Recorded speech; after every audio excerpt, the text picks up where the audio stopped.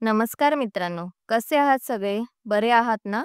आज आपण बघूया ठरलं तर मग या मालिकेचा आजचा म्हणजेच 27 सप्टेंबरचा एपिसोड. एपिसोडच्या सुरुवातीला आपल्याला दाखवतात की कल्पना जेवण बनवत असते.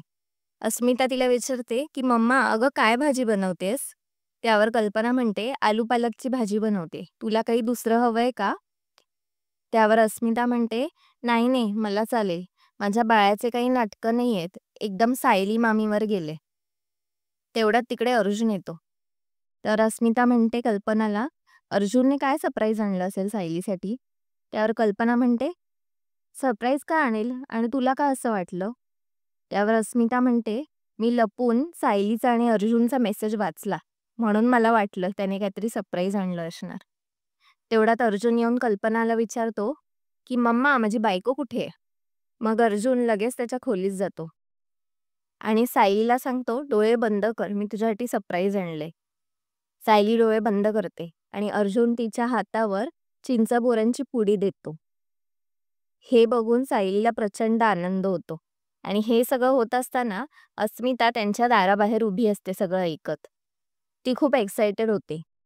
सायलीला चिंचबोरं बघून खूप आनंद होतो. ती म्हणते, "मला वाटलेलं तुम्ही मला सरप्राईज देताय म्हणजे गजरा आणून देणार.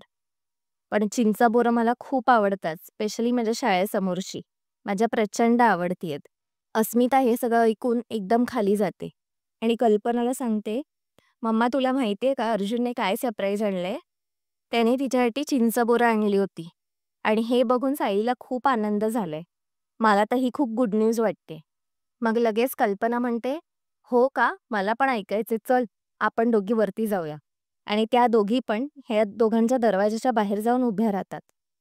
अर्जुन आणि सायलीच्या गप्पा गोष्टी चाललेल्या असतात. हे सगळं ऐकून या दोघी हसत असतात आणि अचानक अस्मिताचा तोल जातो आणि त्या दरवाजा उघडून आतमध्ये येत. मग त्या दोघी आतमध्ये आल्यानंतर सायली अस्मिताला आणि कल्पनाला चिंच बोरं टेस्ट करवते.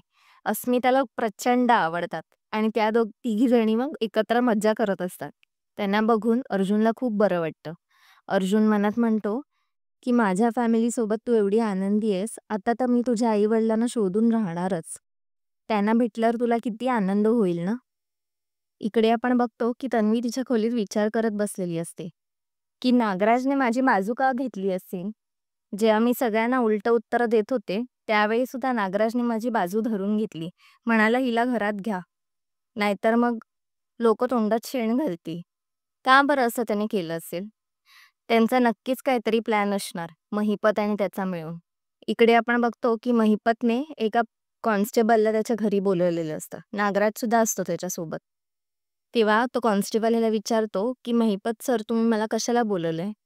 तेव्हा महिपत तन्वीचा जुना फोटो लहानपणीचा काढून त्याला दाखवतो आणि त्याला सांगतो की "हा 20 वर्षापूर्वींचा फोटो आहे. ह्या मुलीबद्दल जेवढी जमेल तेवढी माहिती मला काढून हवी आहे." तर तो म्हणतो की 20 वर्षापूर्वीची फाईल मला कशी सापडणार? कठीण काम आहे थोडं. त्यावर महिपत म्हणतो, "हे बघ." आणि त्याला एक पैशाची गड्डी दाखवतो आणि सांगतो, "आता जमेल का?" तेव्हा तो कॉन्स्टेबल म्हणतो, "कठीण काम आहे, पण अशक्य नाहीये. मी करेन." आणि तिकडून निघतो. इकडे आपल्याला दाखवतात की सायली काहीतरी विचार करत बसलेली असते. त्यावर अर्जुन तिला म्हणतो, "अगं, कसला विचार करतेस एवढा? एवढी अस्वस्थ का आहेस?"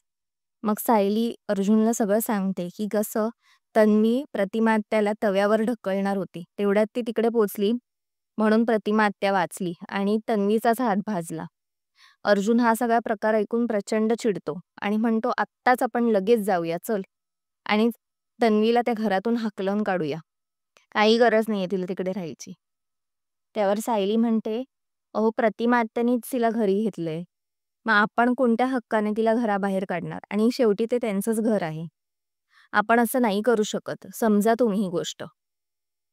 नंतर आपल्याला दाखवतात की तन्वी सुमनच्या खोलीत जाते. तिला जाणून घ्यायचं असतं की नागराज कुठे आहे. पण नागराज तर त्या खोलीत दिसत नाही. मग ती सुमनला लगेच लाडीगोडी लावते.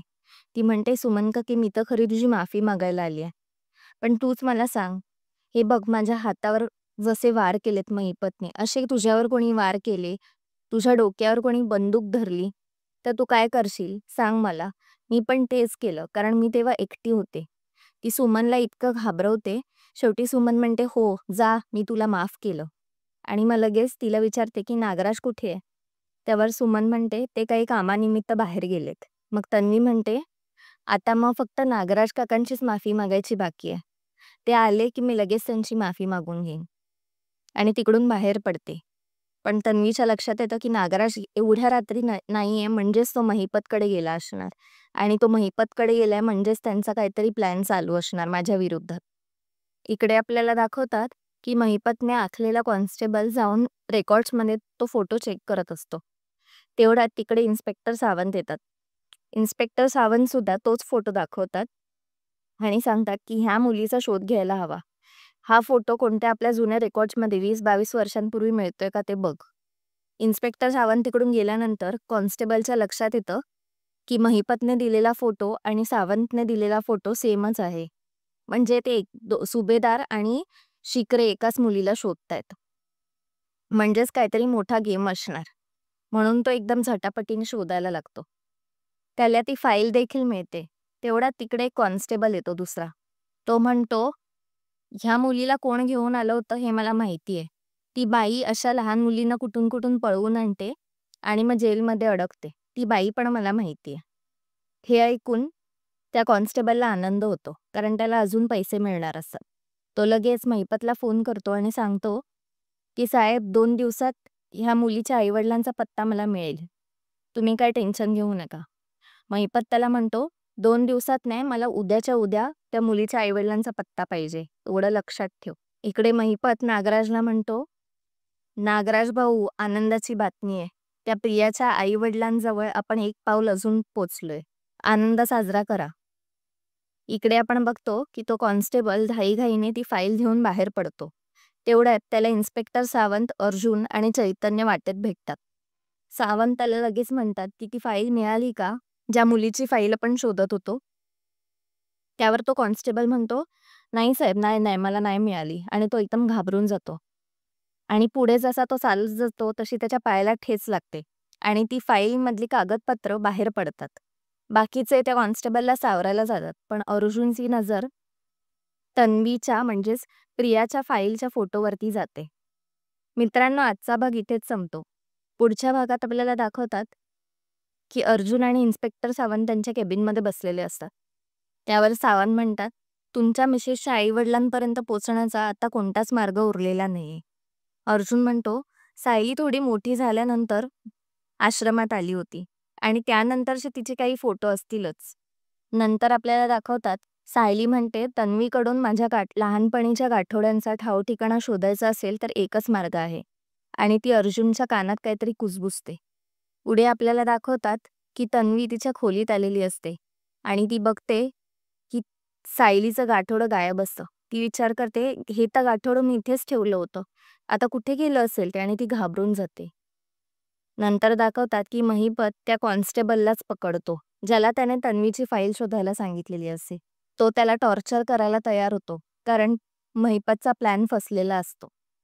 मित्रांनो, आजचा भाग तुम्हाला कसा वाटला हे कॉमेंट सेक्शनमध्ये कळवा. आपण भेटूया पुढच्या भागात. तोपर्यंत बघत राहा ठरलं तर मग. आणि व्हिडिओला लाईक, शेअर आणि सबस्क्राईब करायला विसरू नका. बाय.